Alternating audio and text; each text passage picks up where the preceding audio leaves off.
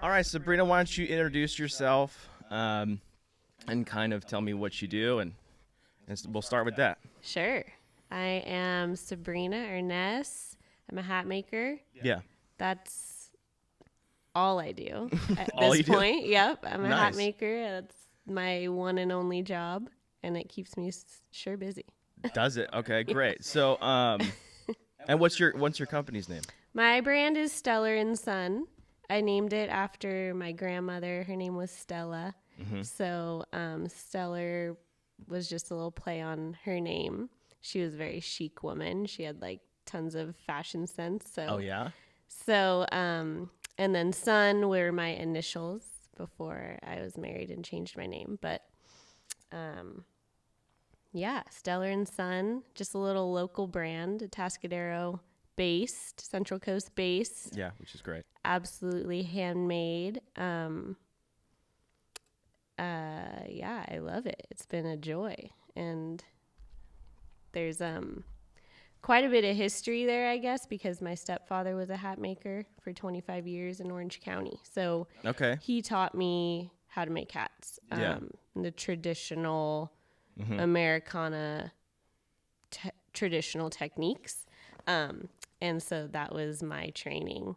So is that like fedoras, or is that more dress or cowboy hats, I guess, or Western hats, or is it all kind He of was- applies the same? Yeah, he was cowboy hats. Like Okay. cowboy hats, very traditional cowboy hats. Yeah. And so that was my training. Of course, I've made it my own, whether Yeah. it's a cowboy hat or more of a flat brimmed fedora. I still feel like it's a cowboy hat. you Yeah. know? Right. But a lot of times my clientele, they'll opt for more of the fedora style. Okay. So kind of more versatile, I yeah, guess, maybe. I guess a cross between them all, whatever suits the style of who's come in. But So you learned from your dad, and what made you come up here to start making hats here? well, we were here because my husband's a winemaker, so Okay. he chose Paso for wine. He was Great like, spot. yeah, we met in Santa Barbara. We were living there, and he realized that his wines fit a lot better in Paso. And so we landed here in 2015, and then my first hat wasn't until 2018. It was funny. We were living in Cayucas, and I had made myself my hat, and I made him a hat because I found a block in his size, and I was really just enjoying the process of making it. But Figuring it out. Yeah. yeah, I had a little bit of beginner's luck, I'd say, because my first blocking went very well, like super smooth, and I was like, this is easy. Oh, I'm no. good at this. That's when you make a mistake. You're like, uh-oh. Exactly. So, we were living in Cayucas, and there was this workbench. It was basically a surfboard room, a garage kind of thing, just begging to be used. So I was like, wow, this is kind of perfect. If I do start making hats, I can Yeah. use this workspace. So little by little, just people would come to me and say, here's a stack of cash. You're making me a hat. So I had a business. And they had specific like specs that they want, or are you ready to do that, or are Yeah, you it was like- just my hat. I was wearing like a little bit of a Western style, and then my husband kind of a different style. So it was a lot of winemakers, actually. It was Okay. a few winemakers in Tin City or like the area that were Yeah. like, you're making me a hat, because Right. they already knew about hats. Sure.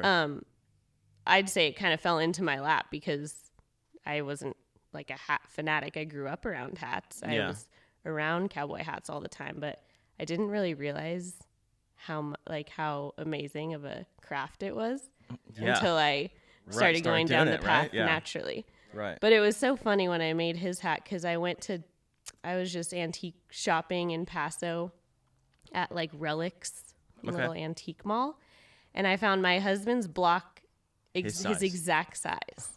And it was a pristine block with the flange block, and I was like, oh my gosh, okay, well, I'll buy this, and then I'll make him one. So it Yeah. all just kind of, all of a sudden I It had a just kinda business on my happened. hands. Yeah. Right. It was like Jacob Toft, Jeremy Lefford at Tooth and Nail, Eric Jensen, Justin Smith. They all kind of were like, we're getting hats. And then Yeah. Those were some of my first customers. It was It's just funny. meant to be. You're like, how can I not make this hat now? Exactly. So the next step, of course, because I had been sourcing the felt from basically through my stepfather, because he had that 25-year relationship with the felters. So every time I needed a felt, I'd ask him to get me one. Yeah. After a while of doing that, I was sick of it, and I was like, I need to be able to source it myself. So I had to call the felting company out in Tennessee and kind of state my case. Like, I'm not in LA, I'm not in San Francisco, or on the Central Coast. There's, great, amazing people here that have ranches, they're actual cowboys, they're makers, they're art, whatever. We need quality hats here too. Right. So the only other person I know of on the Central Coast who sources the same felt as me is a guy out in San Ynez, and he's been doing it like since Forever. my stepdad. Like he's that Yeah. generation, and so a lot of people I meet have gotten hats from him. But I'm like kind of the plug here locally, and that's been my mission since day one, is to just keep it super local. Yeah. Work on people's heads that are right in front of me that come into my shop, and Yeah. That's awesome. yeah. So with Tennessee, so that's where you get all your felt.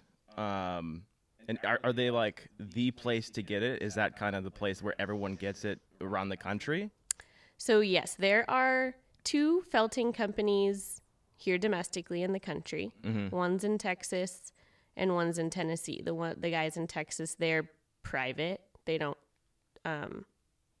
small hat makers can't source from them. So really there's one. Yeah. And it's the guys out in Tennessee, and those were the ones that I got my foot in the door miraculously, I'd say. Yeah. Cuz just about a few months after I got in, they changed a little bit of ownership, changed hands a little bit. So his connection wouldn't have mattered after. Wouldn't have worked after, right? Exactly. So it was truly a godsend. Everything just kind of works out, huh? Yeah. I mean, it just kind of falls in place. Yeah, the business fell into my lap, and it's been the biggest blessing ever. So let's start. And then to okay, backtrack, 6, so 2 domestically, 2 felting companies here, 6 worldwide. So Only not 6 a whole lot then. felters worldwide, because it's quite a niche thing, the mechanisms to like get fur into felt. Yeah. So my felt is beaver mostly, a little bit of rabbit here and there, and that's pretty common worldwide. There's some South American makers that use, like, they call it nutria. It's basically like a different type of beaver, South American kind of beaver. Oh, okay. So that's also really high quality, but yeah, for American made, there's one option, and I'm lucky enough to get it. That's awesome. So is there a reason why it's beaver or rabbit versus other animals that you could use? I've seen like buffalo and really? and elk and some other things that Really? Yeah. Hats out of buffalo and elk? Oh, Yeah. I've never seen that. I mean, I don't want to talk too much about it because it's your company. But And I'd love to. I mean, I did see that you know your stuff with hats. I know a little bit. Okay. Yeah, My yeah. friend is he's an Optimo, so yeah, Right. he has buffalo and elk. He doesn't do that a whole lot. Interesting. Yeah. So but anyways, back to you. So why is there a reason for rabbit or beaver other than the tradition coming forward, right? Because a lot of people would, in the early 1800s would kill beaver and then they would make hats out of it. Oh yeah, the Other fur than that, trapping. yeah, that was like was huge. huge. Yeah. Beavers, as you can imagine, since they're water animals, the fibers of their fur just locked together in a really special way where you can wear it in the rain and snow. It wicks water pretty well, and it just stands up to all that weather. Okay. That makes sense. Yeah, that's why the cowboys can like wear their hats for All day long. decades, all day long. They can use it Yeah. as a water trough and put it back on their head, like you see in the the Stetson liners and Yes. stuff. So it's just what they've traditionally used. I mean, you can find other options. I've just opted to stick with what I love and what I've found to be like my favorite quality. Yeah. While I can, Yeah. I guess they're oftentimes it'll be like Canadian beaver fur felt. Okay. And then they get the fur and then they process it into felt. And there's a really good team of maybe 25 people who are involved in the process. It's quite a crazy process that I got to witness in Tennessee. Oh, really? So, yeah.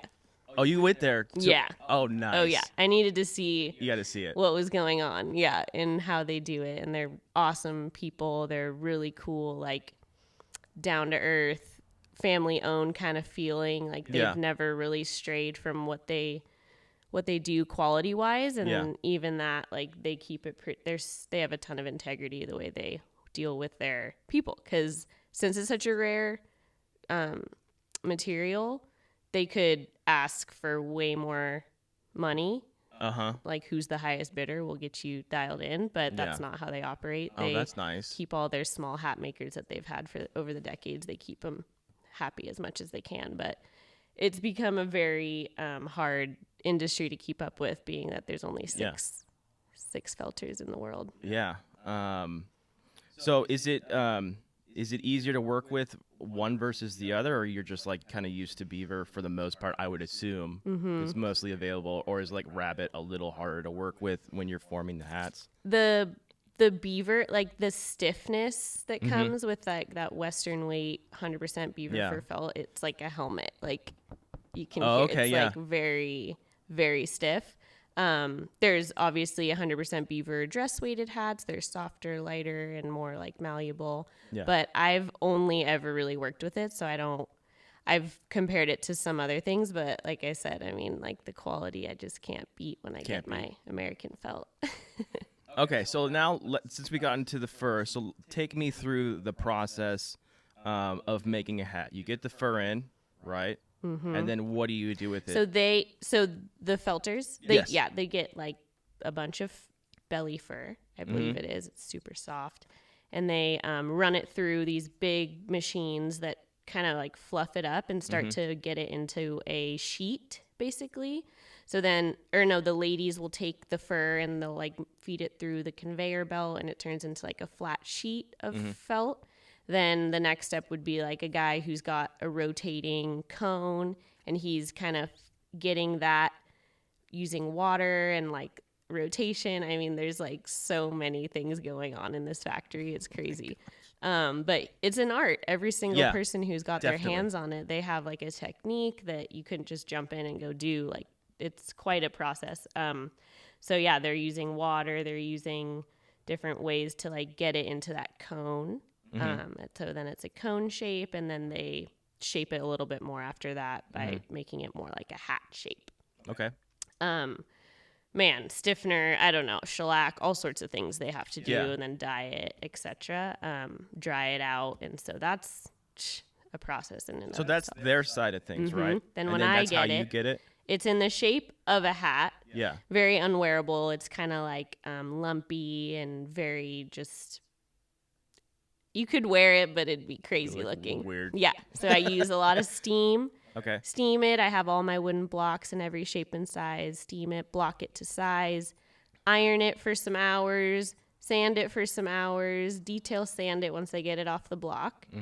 And once it's kind of structurally done, it's nice and smooth and soft and not lumpy anymore, then I can start sewing in the sweatband, leather sweatband. Nice, good quality sweatband that lasts a long time. And then start the shaping and designing process. So it could take me, a week to get it structurally done, and then another week to get it designed, and depends on. Yeah.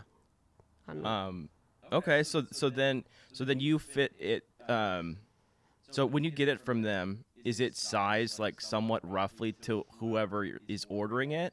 It's like a general, extra small, medium, large, extra large. Yeah, so they have different string sizes, and so when I get a shipment, a lot of times it's just whatever they send me, and I'm super happy with it. So I've kind of built my model of my business off of that. Like, I just have what I have. I don't make any promises to anyone if they want a whiskey colored hat and I don't have one. I just tell them what I do have. Yeah. Because you never know. I might not see a whiskey hat for another 7 months or something. Yeah, so, right. You don't know. Yeah. So, and then I tend to make like 1, 2, 3 hats in each size, some round, some oval, and I have them all in my shop on display. And a lot of times someone will come in and they find like the perfect hat for them. It's almost like I made it for them, but I didn't. It's like always very meant to be when someone comes in, finds the hat that they love, it fits them, and then we just dial it in a little bit, shape it to like look right on their head and make sure it's nice and snug. But I mean, it happens all the time where I'm feeling like the hat was made for them.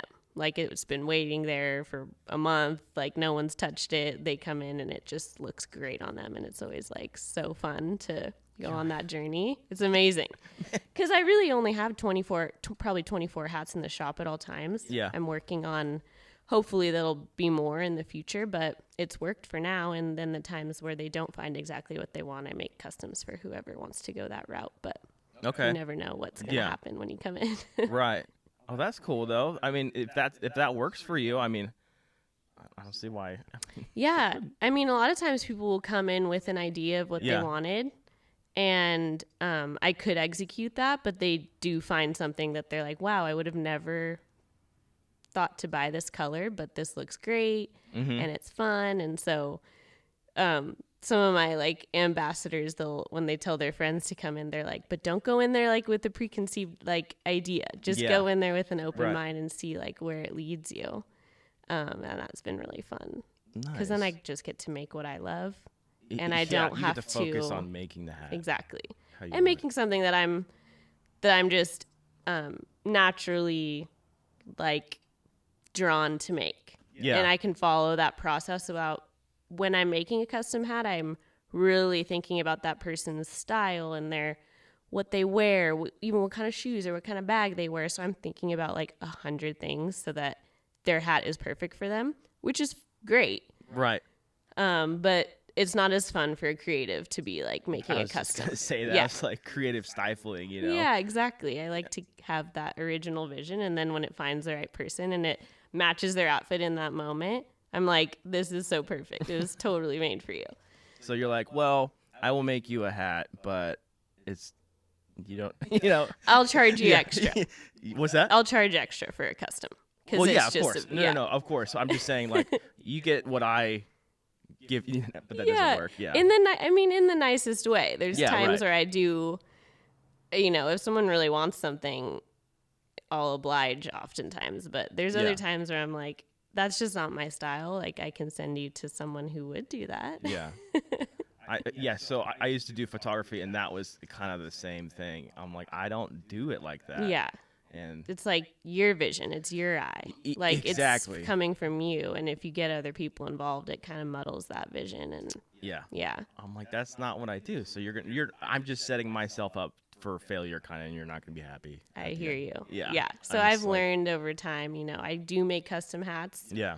And I do love that process too, but I've learned to kind of control the situation. Right. If I give you full control, I have to charge you for the full control too. Yeah, of course. Of course. All right. Well, I saw your thing says FML moments. Yeah. Do you have any funny. Of those things?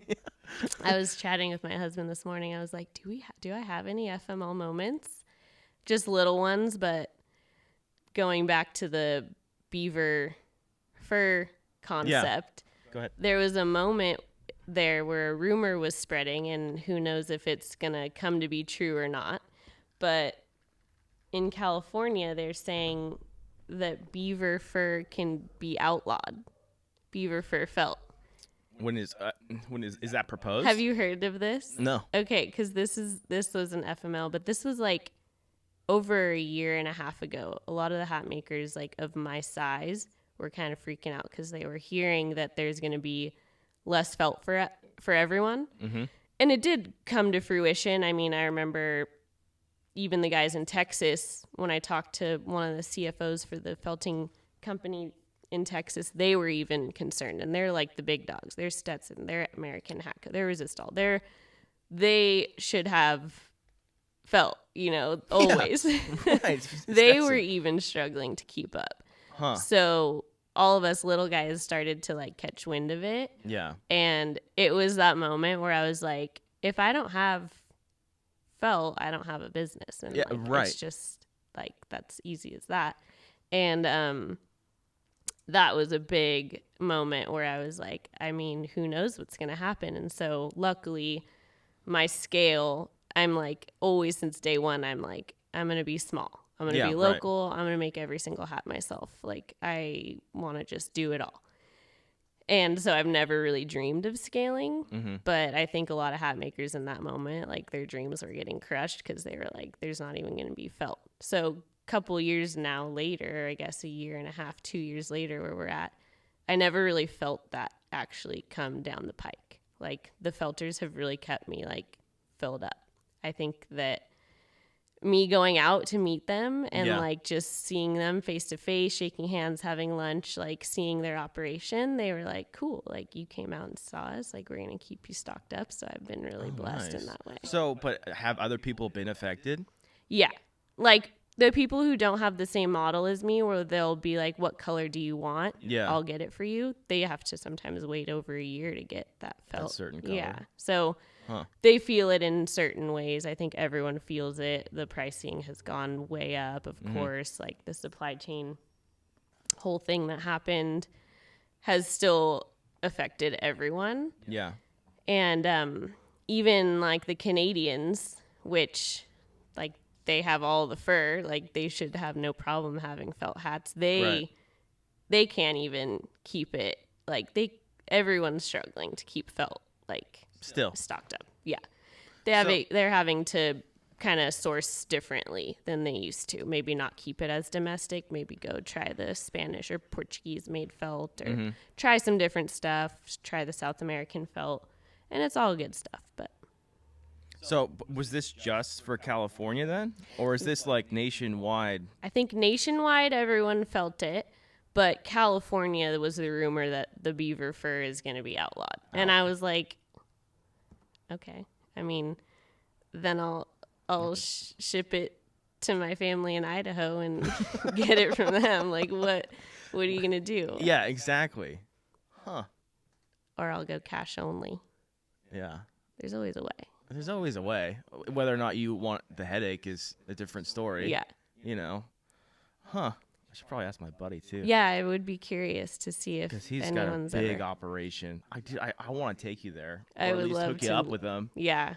He's awesome, and he would be a really good resource to talk to. For sure. Anytime I get the chance to talk to like a hat maker that's been around for a long time, I'm always so interested. Like I said, we were in Canada recently selling wine, and we met Smith-Built hat makers. They had been around for a really long time, and you know, Canada's OG beaver world, so I learned a ton just hanging out with those guys. And anytime I meet a hat maker, I'm just like, I have a million questions. And no, this would be super helpful. So I know California is a little different, right? So as far as like the hat wearer in general, because like Tennessee and Texas, you kind of got more like the Western cowboy hat, whereas, you know, Chicago, Midwest, that's more of like a fedora, and they kind of rotate their hats throughout the year. They got their straw hats and then their beaver hats just because of, you know, the temperature change and the weather change. How is it here? I know it's got to be different. Yeah. Today, you know, it's about to be really hot. Really, really hot. Like 115 degrees or something. Yeah. And so yeah, a good straw hat is necessary. Right. I'm always, once summer comes around here, I'm just like, I have straw hats ready to go, but it's not my it's not my best work. Like, it's a great hat. It's a good beach hat. You can wear it for a long time, but it's nothing like a felt hat.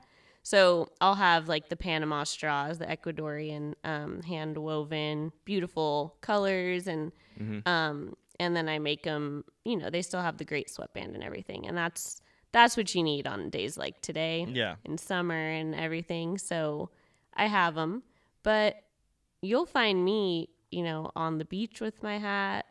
I was in the pool on the 4th with my felt hat on. Yeah.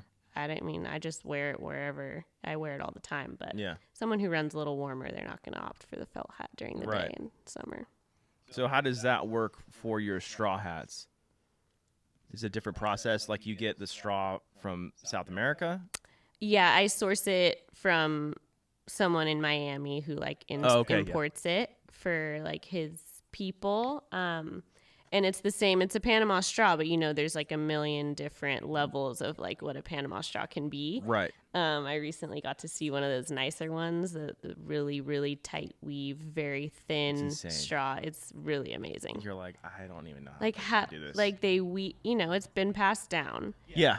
And then they just weave it all day long. And then when you see how thin, like it's thinner than it's like an angel hair spaghetti. Awesome. Yeah.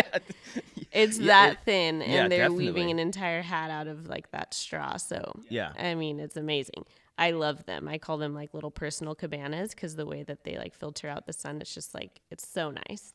But those are way faster for me to make. Like I can block it, and in just one day I can get the sweatband going inside, and like it's way more casual for me. So that's like a quick bread and butter kind of way to go through summer when people aren't really thinking about felt. Yeah, but it's the same process, right? Like as far as making it, or is it a little different? It's just it doesn't involve quite as much ironing and no sanding. Right. So that takes out a ton of time. Big step. Yeah. You just steam it, block it, iron it, and then get the sweat in and shape it. I shape everything by hand, so they tend to be a little. They're not. I don't have forms for the shape, so they're just hand shaped. So they're always just little. They have a mind of their own sometimes. Yeah, definitely. But yeah, you got to have a straw hat in summer. Yeah, definitely. And how have you seen kind of the hat industry changed as far as like over the years? Maybe not just when you're working, but maybe when your dad was doing it more full time. Yeah. Have you seen the quality go down or up, or I've seen a lot more hat companies. Yeah. As far as like quality goes, I'm like, I don't know where they're getting it from. Well, that, and it's like this hat's kind of falling apart now, like, so. Have you experienced that? I didn't really. You've seen it. I've seen it. I didn't really yeah. I mean, it has absolutely boomed, right? Like in the past few years. Yeah. So there's, a lot of people want to be a hat maker.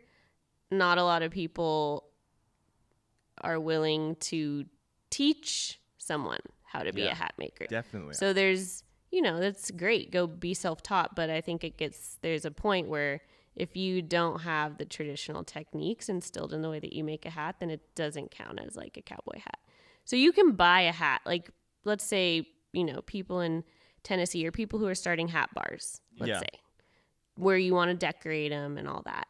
They're not getting American felt to then go and like burn them to crap and like tattoo them with their soldering iron and spray paint them and whatever they're doing. So there's a decorating industry right now that's absolutely booming. The people. And but like, I'm like, they're so cheap. They're super cheap. Like, why are they so cheap? Because they're probably wool. They're probably sheep's wool. So it's not gonna last. It's more like it's a fun thing for people to do. Right. And at the same time, I've seen the luxury hat business like boom as well. Yeah. Because just like with anything, whether it's food, wine, clothing, like leather goods, when you go quality, it's hard to go back. So someone who's seen like a good or had a good hat like this that's lasted them their whole life, or they got their grandpa's hat and then their dad wore it and now they're wearing it and it's still in great condition. It just has the oil and the, the patina on it. Yeah.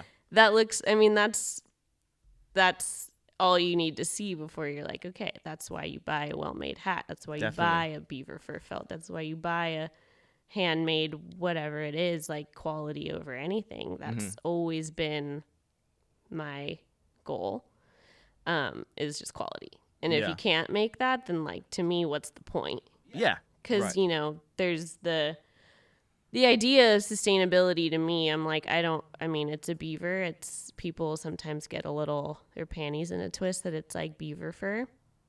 And I can't really speak to that because I don't know the process. I'm sure the beavers aren't very happy about it. They're taking their fur and they're making a product. But to me, I'm like, that product, it's the most sustainable thing you can do to get something that you're going to have decades and decades down the line, when you're gone, you'll probably pass it to the next person who has the same hat size as you. Right. So it's like, to me, it's a no-brainer. Yeah. It's not a big deal. You buy a Right. nice hat, have it forever. But yeah, it's been interesting kind of seeing the, on Instagram, all of the like decorators out there that have businesses like, they're just popping up hat bars everywhere, which is cool.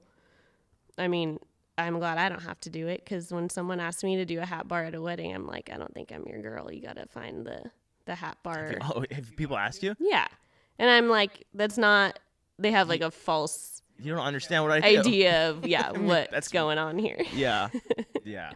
Oh, man. But I'm just happy that people love hats, and like that it's, obviously hats have always been around. They've always been cool. It's always been an amazing accessory. But I think right now people are realizing or people are open to wearing even just a cowboy hat, and they don't know a thing about horses. They'll wear a cowboy hat. Yeah. And I love that. Definitely. I'm all about that. Yeah, because my buddy, he always is like, Stetson was really good, maybe up to the 70s, 80s, and now it's kind of different. And he's like, I don't know. I mean, I just take his word for it, but he's like, I'll make a hat that's like that, way better.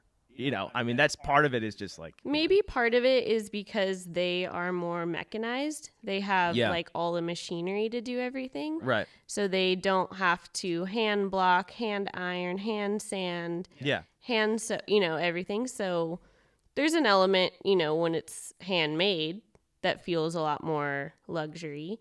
I think there's definitely a need for the Stetsons and the Resistals and the American hat coat, like they can block something and bust it out super fast. Mm-hmm. And like, thank goodness, because when someone comes to me and they're not prepared for like the handmade price, then I can say, you can get similar quality to this at Boot Barn, and it's going to be a great cowboy hat. Right. Like, no one's going to make fun of you for wearing it. It's a good hat. Right. And it's the OG. So, like, don't feel ashamed to go do that. Yeah. People who are coming to me, they want handmade. They want one of a kind. They don't want something that's been blocked and that 40 other people could have in the town. So, that's kind of like my thing. Mm-hmm. I think keeping it as luxury as possible. I mean, I'm still very new, so there's a ton of room for improvement as far as like an all-encompassing like luxury brand goes, you know? But I have a lot of people in the industry I look up to that I look forward to one day being as like legit and dialed in as they are. But so did they before, was Stetson doing it like that, or were they doing it like handmade? That's a good question. I mean, I think the machinery's been around for a while because it's all old stuff. So like when you go to hat makers, and sometimes hat makers, they invest in these old machines where they can get it blocked without using brute force. They use the machine to block a hat and all that. And that's great. I mean, that helps a lot with production. Definitely. Because to a certain extent, a hat has to be a little bit handmade. Like, you're still involved, you know. Someone's got to like dial it in. It's not like AI can do it all, or robots or anything. Definitely not. Yeah. So, I mean, I was just listening to a cool podcast that my husband sent me, and it was on Hermes, the luxury handbag brand, French brand that. They do the Birkins and the Kellys, you know, the most expensive bags in the world. Yeah. But they started as like a leather saddle maker back over 100 years ago. Yeah. And they decided to keep it all handmade, just even to this day. They don't have a single machine. It's all artisans. It's all people who go through like a training process, and they do it the exact same way they've always been doing it. The saddle stitch, whatever it is, it's all hand done. So it's really cool. Then I went down a deep dive of watching all their videos. Huge hole to inspire me, just in the way where it's like there are brands out there who have chosen to do something handmade. I mean, they're like that's as cool as it gets. Like if you keep it handmade and you're like a worldwide staple for centuries, like that's pretty much the most amazing thing I could hear, because there are times where I'm like, I really wish I had that machine that irons the hat for you. That'd be great because Right. I'm sweating right now, like ironing this hat for 2 hours and I'm tired of it. But then I remember that was my goal in the first place, to keep it all very, very handmade. So I'm enjoying it. Well, that's awesome. So do you have anything coming up? Do you have any events? I don't know if you do events? I don't know. This month is my 3rd year with my brick and mortar shop, so I'm kind of celebrating that internally. No events. Let's see. I have some big ideas to kind of like revamp my shop.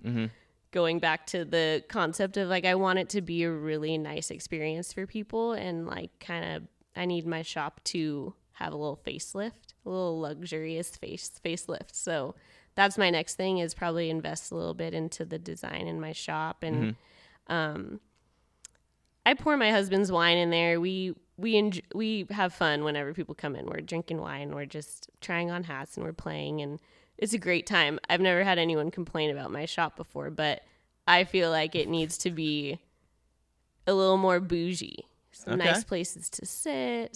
So yeah, that's my plan this year, is to get it kind of a little more dialed in as far as the shop vibes. When is that happening, or is it just kind of a slow process? I'm looking for the right people to work with me. I have someone that's kind of down to go on that journey, because it's like I have to get whatever's in my head on paper and get someone to design it and build it. So that's my goal this year. Has that started? No. I found maybe my guy, but no, it's gonna be a while before I get that going. All right. That's my big thing this year. And then what's so this season, it's like the hot season. So are you doing a mix of both? Are you doing, as far as making hats? Yeah, I mean, I sold a felt hat to someone yesterday, and it's not like people stop buying them, because the sun sets. You could wear a hat. It's like it's not like you can't wear it all summer, but yeah, not as many straw hats going out the door as I expected. People are still down with the felts, which I love. Yeah, I mean, that's not a bad down, thing. yeah. Okay. Atascadero is pretty fun too. It's been a fun town to be a part of. I mean, it's starting to come out. I mean, how long have you been here? 4 years. I mean, I'm from San Luis. Okay. I moved to LA for about 10, 11 years, and then I came back. And, this is basically the only place that anybody can afford once they come back, Yeah, and it's not a bad place to be. No. Yeah, so my in-laws live here, and my mom lives in SLO. So, yeah, it's keep it by the family. Yeah. I saw that you go to a lot of concerts. When I have time. Yeah. When I have time. Yeah, we love a good show. I love seeing all the hats that the artists wear. You should have been in the show yesterday. What? It was Emily Nenny. Oh, in Templeton. Yeah. Yeah, I was supposed great. to be there. I was a little tired. Yeah. July 4th.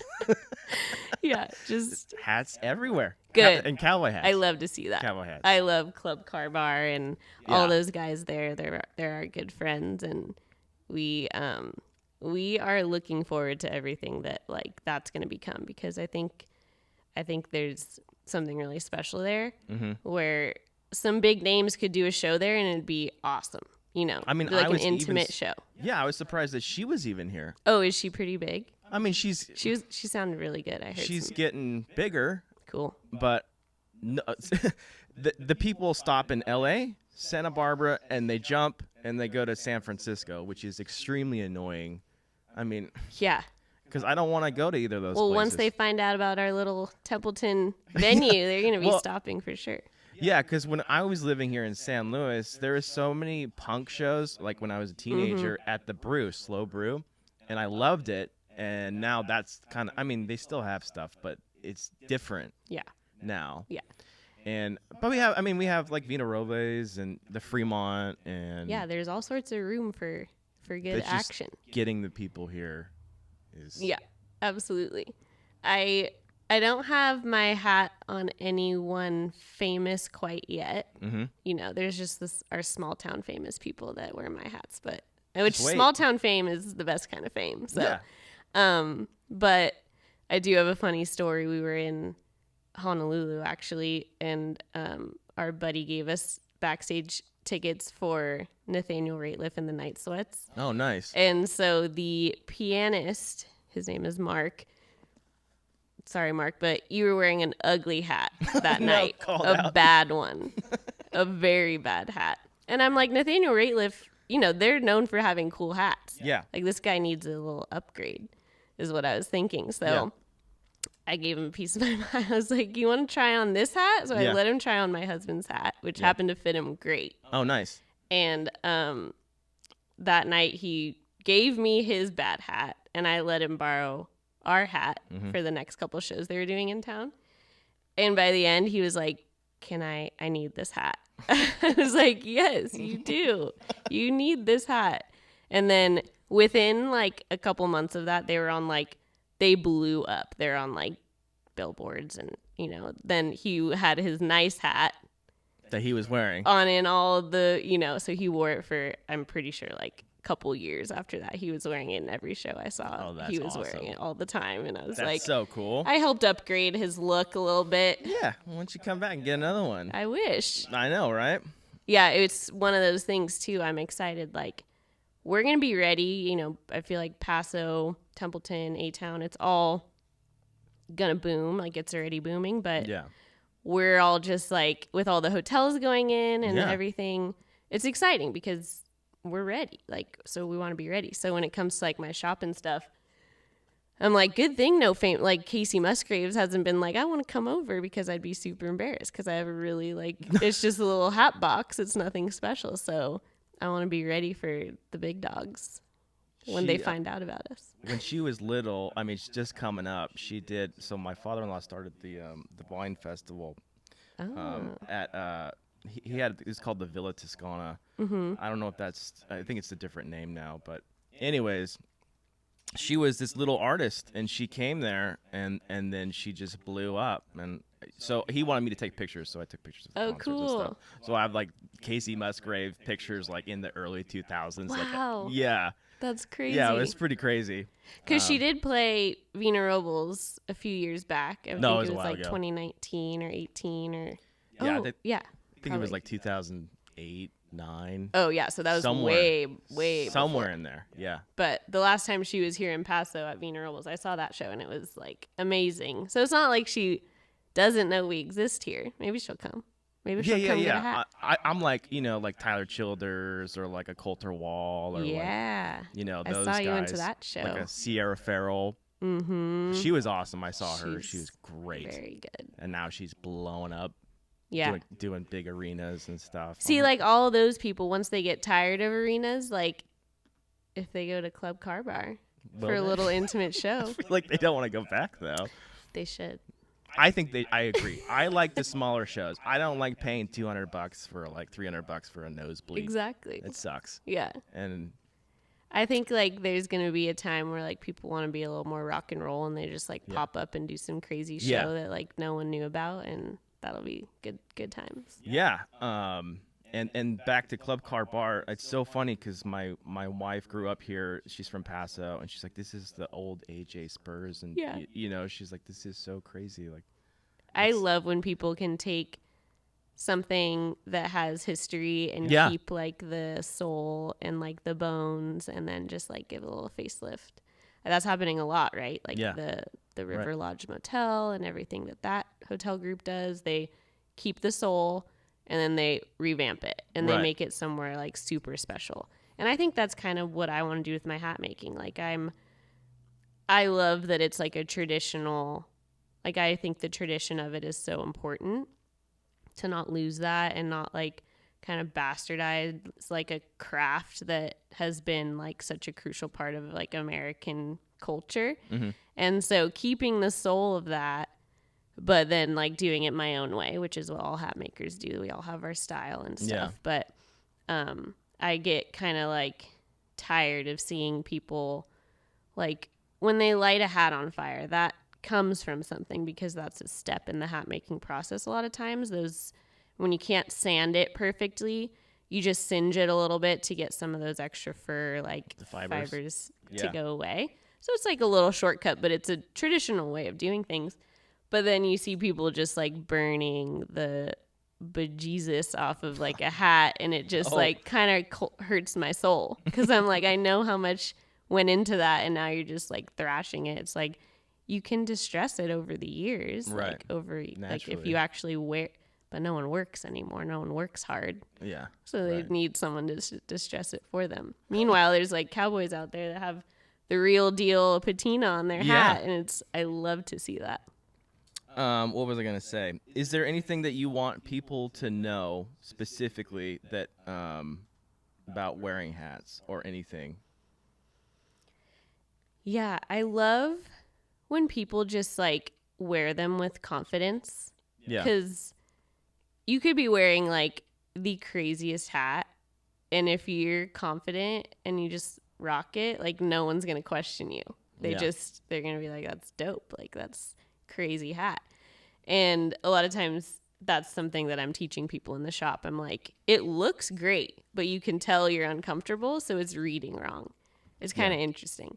But no, I mean, that's why I have a shop, because I love being able to incorporate like a little bit of educating people on like where the hat comes from, what goes into it, why you're spending X, Y, and Z on handmade. You know, I can replace the sweatband in 2 decades if you like really like sweat through it and need a replacement. Like I replace that, you know, it can have a new life.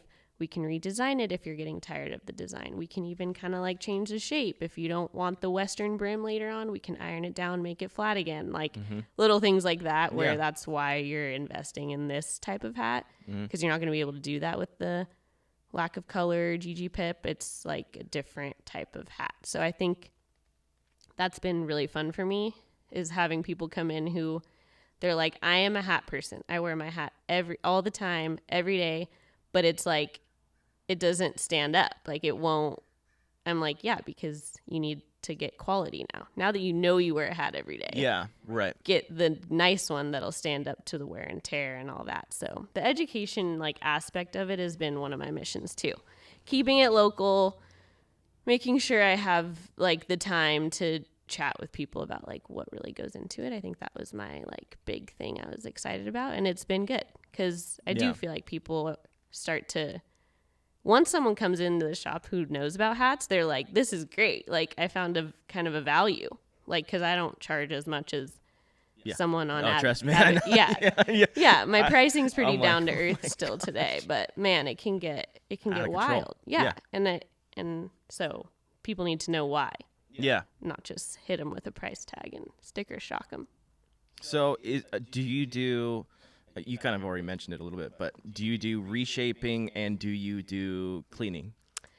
There's a big need for that right now. Yeah. Big. I don't really have time. Okay. So I'm always like, I will always work on the hats that I've made. Yeah. I'll clean it anytime, shape it up anytime. I mean, if someone needs a little steam, like I have no problem turning on my steamer and helping them out with their hat if I haven't made it. But no, as far as refurbishing and stuff, I mean, sometimes I'll replace sweatbands for people who, if it's like their hat and they just need a new sweatband, I'll do it. If they're like, I wear this all the time, or like this was my grandfather's hat and it fits me, but I need a sweat. I'm like, sure, I'd love to give it new life, but I have to kind of turn people away a lot. Like I can't clean hats and refurb them because I just don't have the time. I wish that there was more people out there doing it, because it's a big, I think people are finding, you know, their grandparents' hat in the attic or whatever. Yeah. And if it hasn't been destroyed by moths, they want to wear it. Yeah. I'm like, I got to get mine cleaned. It's you can clean it yourself. Yeah. A little bit of sandpaper, like 400, 600 grit, and you go counterclockwise and you just hit it, you dust it off. So you could start with a sponge for the dust and then sandpaper for like get a little deeper clean. But yeah, sometimes the dust is like really set in, so you need to sand it off and get that layer off. It's not that hard to clean though. Okay. Yeah, because I'll probably show you after we're done. But, just so you can. I love seeing old hats. Yeah. I really do. I mean, it's a cool thing to see, and I love seeing people who have worn like I said. I mean, I had someone come in with his grandfather's hat that his dad had worn, for years and decades, I guess, and then gave it to him. And he's a guy in his like later 40s, and now he's been wearing it. And it was like cool. It was like a very light tan. So it had like the oil, like that much oil. Like it was awesome. It was so cool. And so then he came into my shop and showed me that hat. And he ended up getting one from me, which was like just a super cool. He was like a cowboy pirate. Like he had missing teeth. Yeah. Like he looked like a pirate cowboy version. And I was like, you're the perfect person for this hat. Cause it was like it was like a dress weighted hat. So it was a lighter weight hat and it was a brown cowboy hat, but I like rolled up one of the sides. Like, so it was just a goofy hat. Like I was like, who's ever going to wear this? It's like, no. And then the right cowboy pirate walked in and bought it. Yeah. So that was cool. Yeah. I definitely agree with you when you say like, you got to be confident. I mean, even the people, I mean, I took a lot of pictures of, hat wearers for my friend's company, and their outfits were outrageous, like especially over there. I don't know what it is, but and then their hats were just as equally crazy, like classy, like not suits? I mean sometimes, but like people were having purple hats, like really green hats and like stuff like that, and I'm like, I could never wear that, but you, for some reason, it works. Yeah. Some people's collection is so crazy that, I just had someone come in and get an orange hat. She's custom making an orange hat for her to match her like orange, amazing custom leather jacket that she has. So like, it's a statement on top of a statement, which I'm like so excited about because, most of the time people are buying a hat from you that they want to be able to wear every single day. Yeah. And that means we're going to go a little more neutral, a little more understated. And that's the way that I make my hats. That's the way I wear my hats because I've been wearing this hat for, like I said, over a year. And so I like to keep it simple because I wear it every single day. Doesn't matter what I'm wearing. I just throw it on and it's going to have to work. That's how I go about it in the shop when I'm designing. I'm like, sometimes I get a crazy wild idea and I want to like go make like a statement hat, but a lot of times I'll have to redesign it for whoever gets it because they want to have it be more understated. So it's like, it's good that I can, play around, but then ultimately make something for someone that they can rock with every outfit they put on throughout the week. Yeah. That's how I'd like it to be worn. I don't want it to be like the sitting in a box somewhere that I only wear it like a couple times a year. Yeah. I would hate that. I don't want my hat sitting in a box. I want it on your head. Yeah. I mean, that's the thing with the ones that I have. I'm like, they're just a little too hot, at least for here. It's not like it doesn't snow. I mean, other than that one time. Yeah, but you don't really need. It's just too hot. Yeah. My husband does the same thing. He can't wear a felt in summer at all. Yeah, I'm like, oh my gosh. But yeah, some of the trim that I get, another one of those things, like when I said we were living in Cayucas and I happened to have this great studio to start making hats, that was like where I first started taking appointments. But I get to that point and I'm like, okay, now I need to find like ribbons, trims, stuff to adorn the hats with. And so I literally Google. I'm like, we're on the Central Coast. We're in Cayucas. What's there going to be? Yeah. I Googled trim and ribbons near me. And 10 minutes away in Morro Bay is the gold mine of hat making, like of trim. So this woman, her name is Lena, and she had this eclectic store that a lot of people will know about it. Like if they were from Morro Bay, they know about this store because it was like you walk in and it's like filled of just like glitzy glam, like different trims, all antique, all vintage, just crazy ribbons and stuff. And it was 9 minutes from my house. So I go in and I'm like, wow, okay, I've struck gold. And this woman, she's so funny. We're still friends today. She's since closed her shop and moved to Palm Springs, and she sells everything on eBay now, but she lets me come and like shop her stuff still. Oh, nice. But I was in there one day shopping, and I would bring in each hat like one at a time at the time. So I had like whatever color hat it was, I could find the perfect trim for it. Though, just put every single ribbon up to it and like see like how the vibe was. And that's how I like curated my hats at that time. But I heard her one time, like, she's just an interesting woman, but she like chewed out this lady like in her shop because the lady was like asking dumb questions, and she just was like, I don't have time for your stupid questions or something like that in her shop. And I was like, wow, this lady loves me and lets me like run around this shop like it's mine. But then she just chewed out a customer. So I was like, okay, cool. Like I'm in with this. I'm in with Lena. Yeah.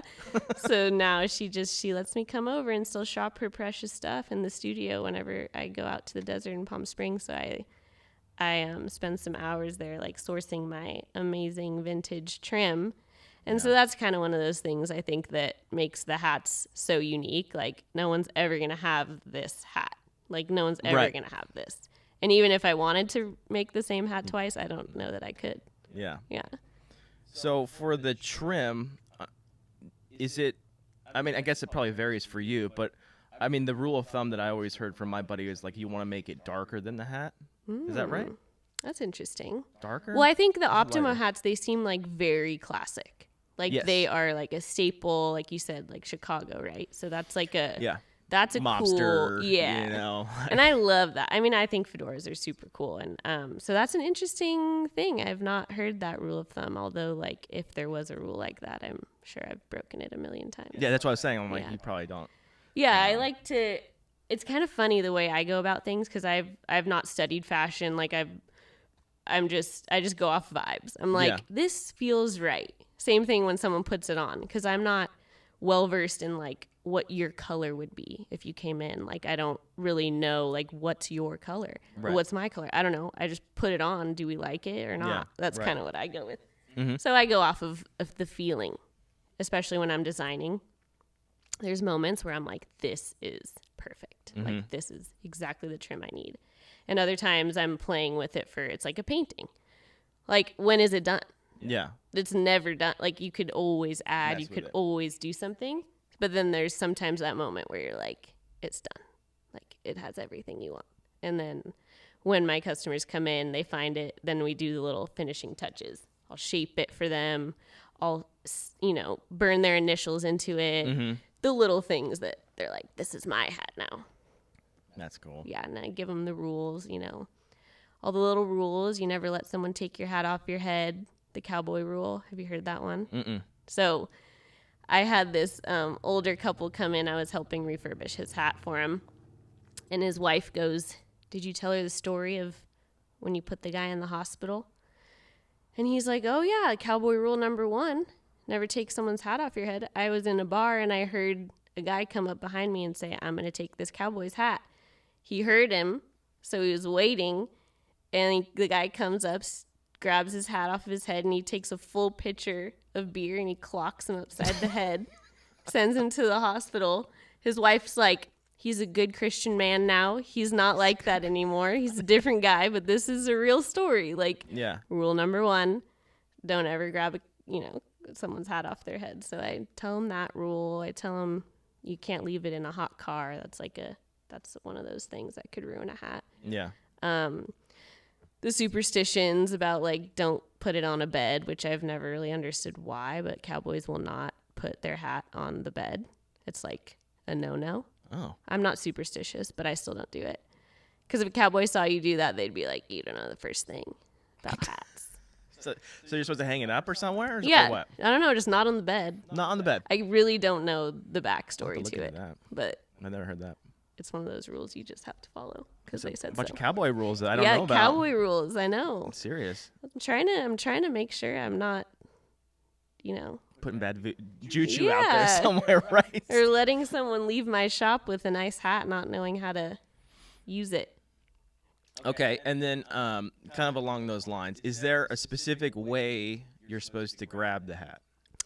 See, it's a good question. It's something that I want to ask. Like, I'm sure your guys probably have. Yeah, they have a whole thing. I mean, they have all. Because you're not supposed to. Well, when it's not your hat, you shouldn't be grabbing it by the crown, is what I've been told. And then I'm like, once it's your hat, I think you should grab it by the crown. Like that's where it's supposed to be grabbed, not by the brim.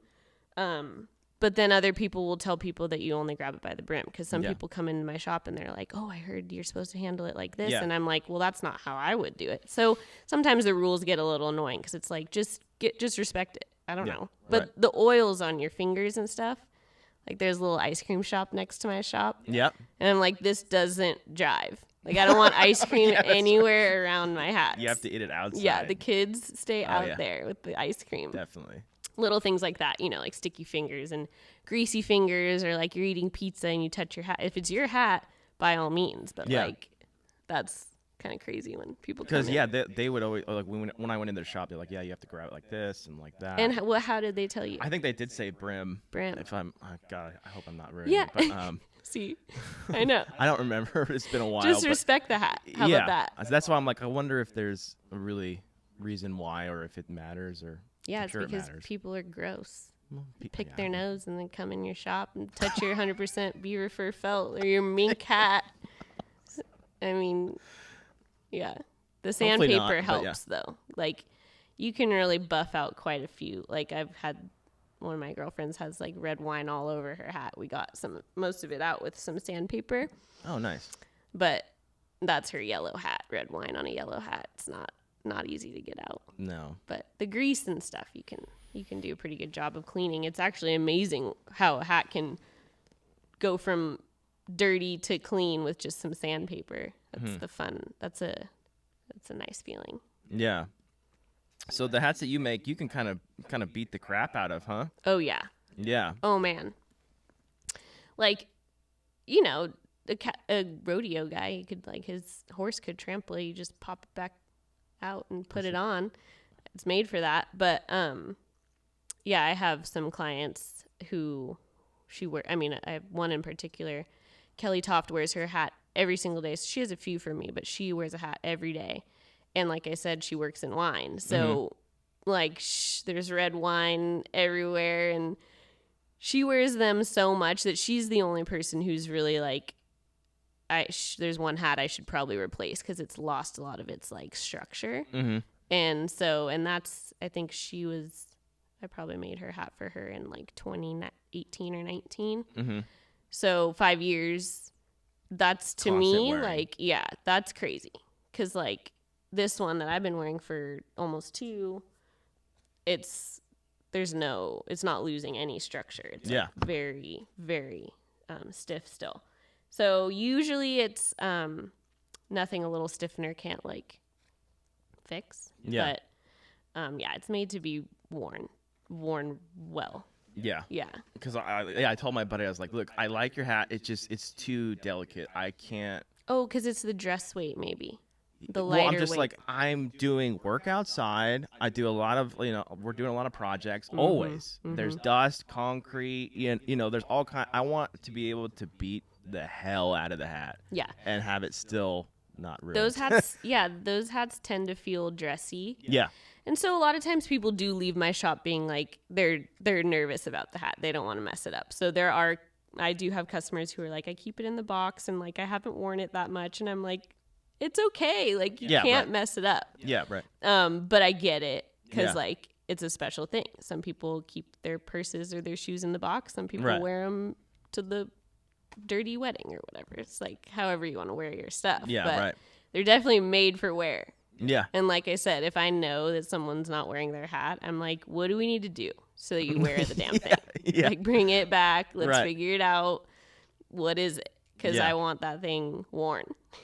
Definitely. Yeah, of course. You're a hat maker. I love seeing people wear like their hat all the time. That gives me so much joy. So Nice. it's fun to have an accessory like that. All right. Well, anything else you want to add before we kind of wrap this up? Do you have anything coming up or any of that? And then let me know where people can find you as well. Yeah.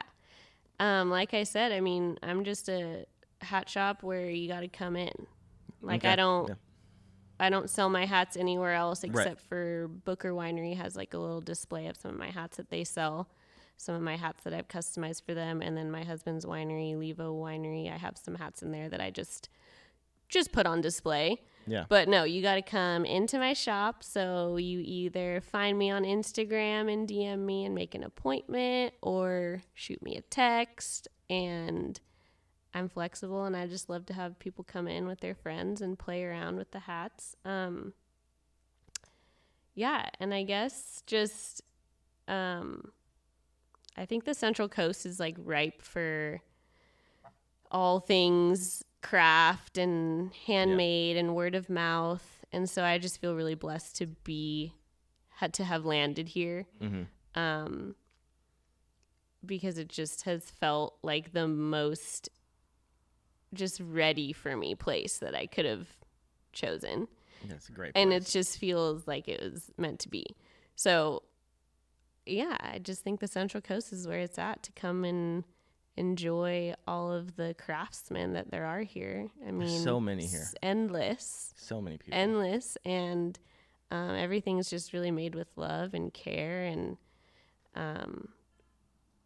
you go to somewhere like Italy and you kind of see how good we have it here, because that's how we operate here too. Right.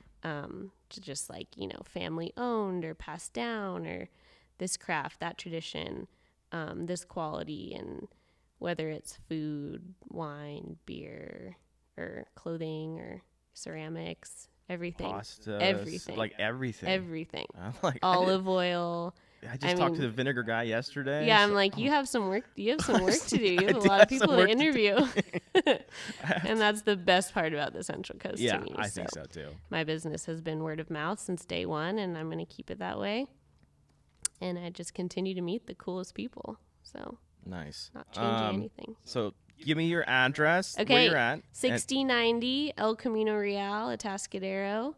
And then your Instagram handle. And we're right next to a beer garden. Yeah. The Ancient Owl Beer Garden. And it's a fun little zone there in Atascadero. So if you haven't been, you got to come like cruise around for a day.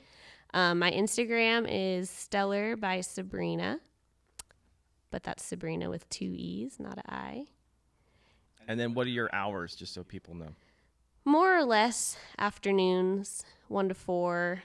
But during the week, I don't make all of the hats. I make them off-site. I start them off-site, make a mess at the home studio, then bring them to finish them in the shop. So it's sporadic. I don't really have any set hours. It's always by appointment. Okay. But yeah, I'm always available. If someone is wanting to come in, I drop everything and I go have them to the shop. So I just work with people's schedules. And if you catch me in there, come say hi. Yeah. Show me your old hat. I love to see them. Yeah. And thanks for having me on. Yeah, of course. Anything else you think? Hopefully I meet whoever's listening to this podcast one day in my shop. I'm trying to get it off the ground here. I love it. Yeah. Anything else you think? I think that's it. All right. We covered a lot.